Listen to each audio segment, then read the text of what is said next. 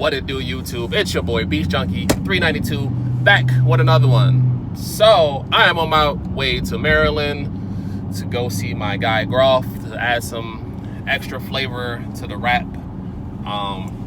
So we're taking this trip on out to Maryland, and I have a little special guest in the background. She's gonna make a cameo. It's my daughter, London. So I'm taking her with me. It's the end of the week. School is over for the week. So we're gonna take this drive together. It's like an hour drive for me, and there's traffic, so people are out and about, but we're always safe. You know, we have masks and we have hand sanitizer, and we're only going to go see him. So he's gonna fabricate something really quick for me, put it on. It's like a little extra thing that I wanted on the car, so he's gonna do that for me, and then I'll let y'all see it when I put it on. Also, we're gonna do a little car talk later on without my daughter about a serious topic, so that may also be in this video. But again, I appreciate y'all checking me out, and I'll turn it back on probably once I get there and once it's complete. But it's gonna probably be dark, so you'll probably have to catch me on the flip side on another day. So I appreciate y'all checking me out. And what are we? I don't know what she just said. I don't even know if that was English. So she speaks English and Spanish, but that was neither one of those things. So I don't know. All right, but you want to get in the camera and say bye? See you when we get there. Kids. Now, mind you, she always wants to do YouTube videos, and this is what she's doing, right? Clamming up in front of the cameras. So, but anyway, we out. We'll see y'all when we get there. All right, so like I told y'all, we're gonna have a serious conversation. I hope y'all vibe with me, and people that need this talk or want it, or probably need to hear this. Hopefully those people end up watching this video. So I know that Mental Health Awareness Month is in May, but I feel like that's something that should be touched on every month, and pretty much every day. And people need to be checking on their people, but also checking themselves. It's more than just your physical health. You also need to take care of yourself mentally as well. So I just want to dive into that just for a little bit, and then, you know, I'll get off that soapbox. So I'm just going to give y'all a backdrop of myself. I had never experienced anything mental health, at least from my standpoint, of that it impacted me physically and also impacted how I moved and my motivation and things like that. I had a tough upbringing growing up in New York.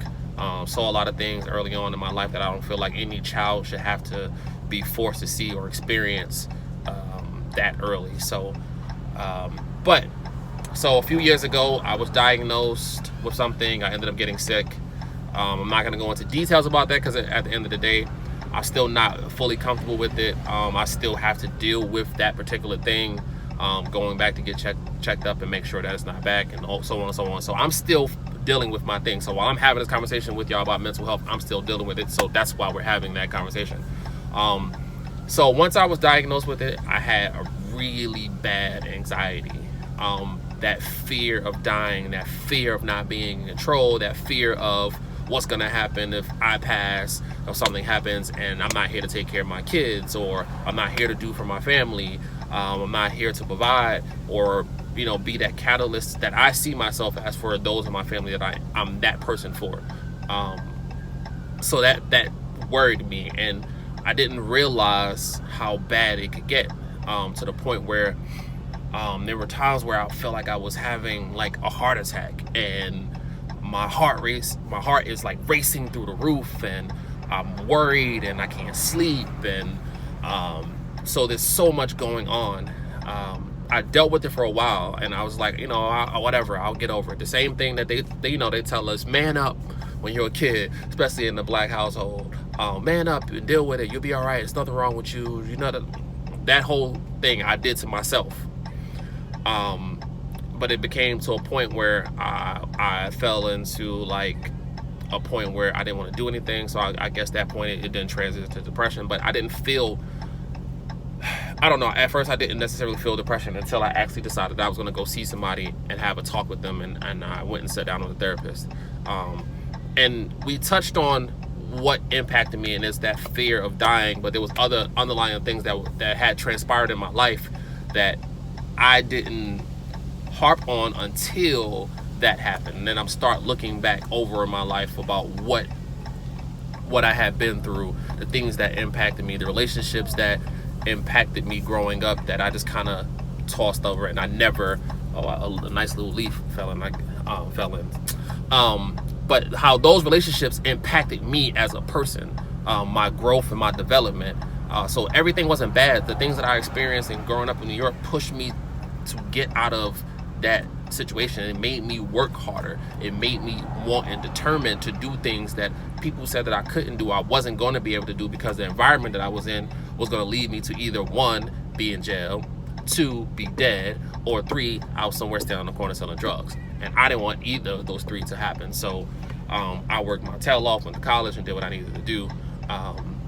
And I continued to strive to work to be the best at everything I do, whether I fail or not. I don't really, it just is what it is. If you fail, you fail. You just try again. That's how I see it. That's how I try to teach my kids too. So the whole mental health aspect, I just want to say for anybody that's dealing with that, whether it's anxiety, depression, suicidal thoughts, and so on and so on and so on, go and see somebody. Don't let your culture, don't let no one around you, don't let them sucker you into thinking that you're stronger and you don't need help, and so on and so on. You do need the help. Sometimes you do need that person that is gonna be a neutral person that has no contact with your past or your current history, and they just sit and listen to you and give you feedback based on what you're providing them and the information you're providing them. Stop letting these people tell you that you don't need that. You do. I started writing again. That helped me. I started reading religious texts more. That also helped me. And so those things built me back up to where I definitely don't mind getting up and, you know, going out and doing things. And it even helped me deal with the second encounter I had with what I was diagnosed with. So that experience wasn't as bad as the first time, right? And I'm not saying I don't still deal with anxiety, because every time I have to get checked out, or a lot of times when I don't feel well and I'm like, I can't pinpoint why I don't feel well or what's going on, and so on and so on, I start to feel those anxious moments again. But I go through the things and I just kind of put myself in a space to tell myself, hey, think about what's happening. Is this really happening? Or is this, you know, the anxiety talking? And so on and so on. So I keep saying that too, the so on and so on. But you have to care for yourself and do what's best for yourself. Don't let nobody tell you that you don't need to go talk to someone, or you too strong, or you going to talk to someone makes you soft or weak or whatever. It doesn't. Honestly, I think a person that is able to be vulnerable at a time when they need to be vulnerable is strong, right? Because you're admitting the hardest thing for us to do as a people, as human beings, is to admit when we need help. For a person to admit when they need help, for me, that makes you strong, because that's hard. That is more difficult than pretending as though you don't, to me. So that was my spiel on that. I hope that anybody that is going through anything, I wish y'all success. I wish that whatever is going through and bothering you and impacting your life, that through strength, prayer, through hard work, through going to talk to a therapist, that thing goes away. Or if it doesn't go away, it lessens. So that's my spew. I'll get off my soapbox, and we'll probably touch on this subject again, just because it is something for me that is personal. Like I said, one of my degrees is in psychology, so I understand. From before I had to deal with it, I understood it.